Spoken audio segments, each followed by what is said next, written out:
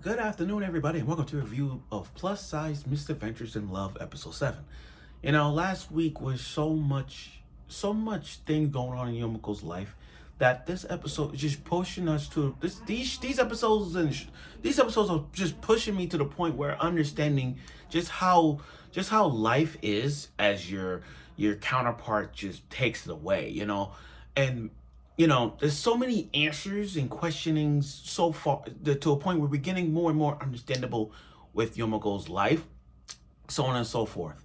And and you see these episodes is all about the life of many other people in the workforce. It just showed you that working in the workforce can lead you so stressful that it could lead you so many dramatic things that you could look back on and like, oh my gosh, this is so touching.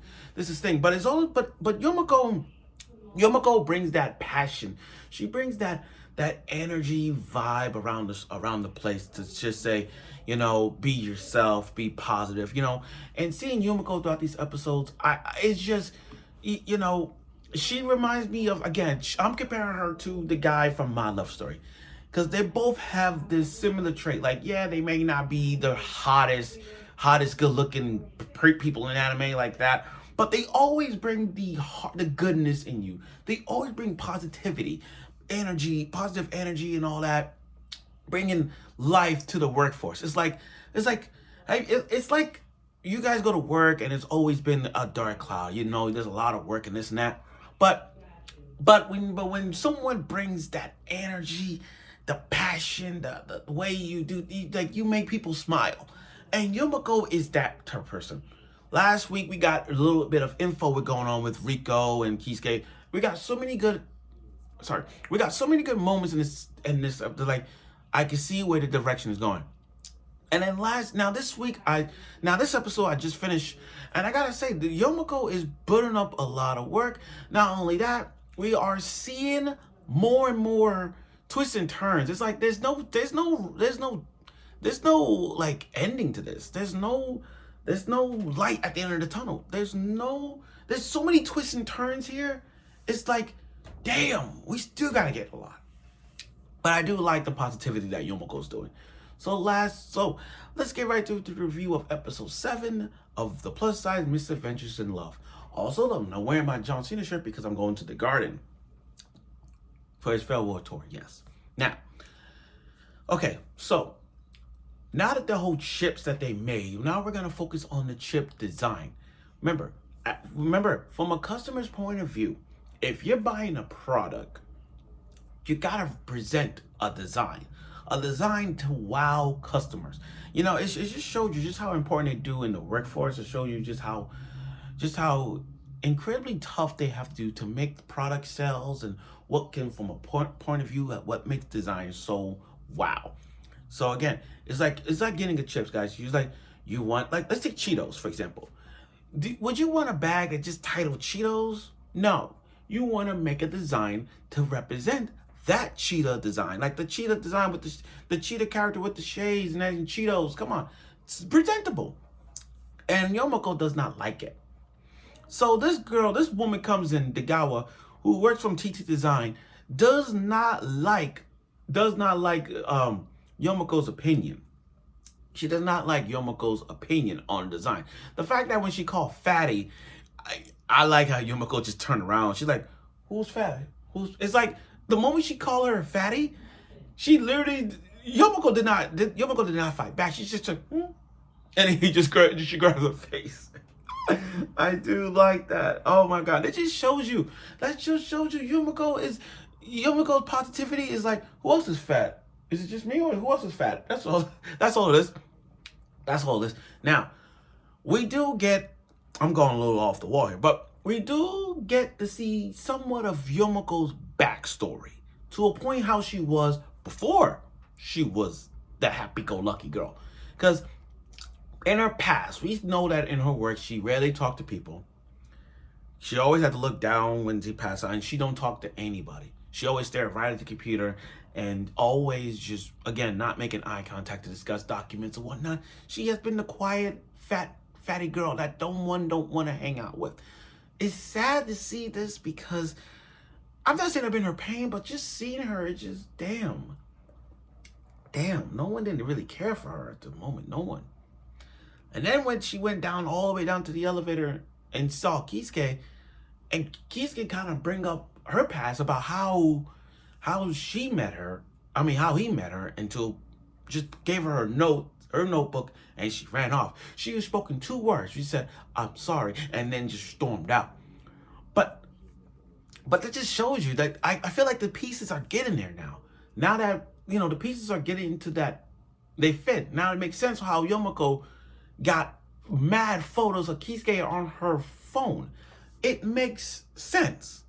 Then Kisuke invited Yumeko to a room to see all the scenery outside, with the bright sunny glare in the buildings.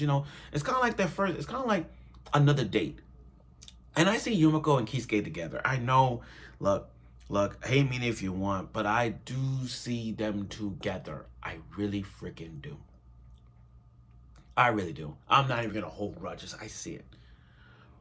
But again, going back to what I said about the guy, making a design. She hates Yumeko's way of showing how to make a design more wow. That Yumeko had to do research on her designs and how she did it. Now I gotta give Yumeko credit. I'll give Yumeko credit. You gotta give Yumeko credit. She comes in, made a design that she did all night, and it wasn't, I'll give you this, it may not be the best design, but damn it, that's hard work right there. That's hard work. The animation with her cat holding a chip thing, I give her credit where credit is due. You gotta give her that. But Yumeko comes in with a new outfit and all that. I like her outfits. Can we all agree that Yumeko is amazing with outfits? Is amazing with outfits. That's just like, damn. Even when she's fat, she can still put on some amazing outfits. That says that right there is confidence is key. Okay, now Yumeko went on television and she literally just blasted off. She said she's the prettiest girl.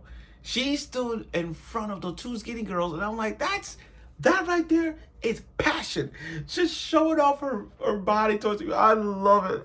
I effing love her confidence, man. Like, damn, I love it. So much so to a point where the guy decides to make a chip based off of that. And because of her confidence and what she understands what Yumeko was saying about bringing positive and fun, all that, it's like that idea got her to make a design that is so great. Into Yumeko's tears, it was the best design ever. And then, she apologized to Yumeko being fat and all, but Yumeko she took it as like, oh, don't sweat it. I'm the prettiest girl ever. This is why I like Yumeko. She takes something, she doesn't care what you call it. She doesn't care what you call her. It's every word, it's like, you call her fat, she just said, I don't care if I'm fat. I am the most beautiful girl ever. I can't. I really can't. Oh my God, she's that. Now, let's talk about the backstory now. We're now getting some answers. We're now getting the answers that we want. It's not a full answer, but we're getting it. So Yumeko is asking Degawa about how she was before. Because, again, she doesn't remember her.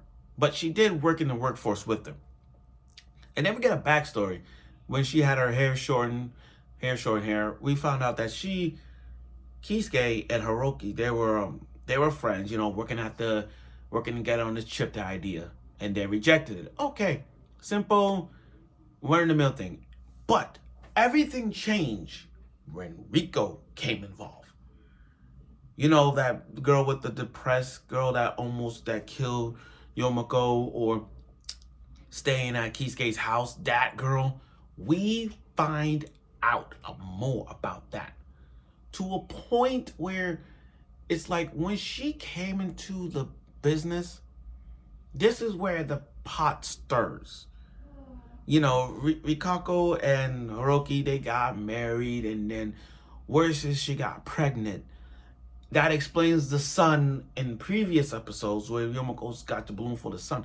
Everything makes effing sense now. Everything makes sense. And And it's like, yeah, she got married, live happily ever after. And, but now it's like, what a cliffhanger that was when she mentioned, yeah, it was fun until the worst happens. So I don't, like, look, I hope they give us more backstory into this life of Rico backstory and Hiroki's backstory, because we need to know more. Stuff like this has a lot of answers and questions. We got to know about this. And I'm curious to see where this goes.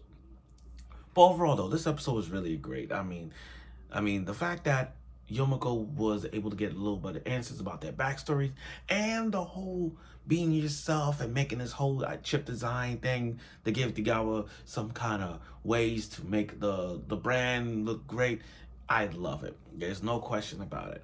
But again, there's a lot of the thing about this is that there's so many things going on in the workforce. It just showed you there's a lot of secrets that they're not telling us. And I hope that these episodes go on, we get to see where the answers lies. So thank you for watching my review of the show. I look forward for next week's episode of it, and I'm sure you will.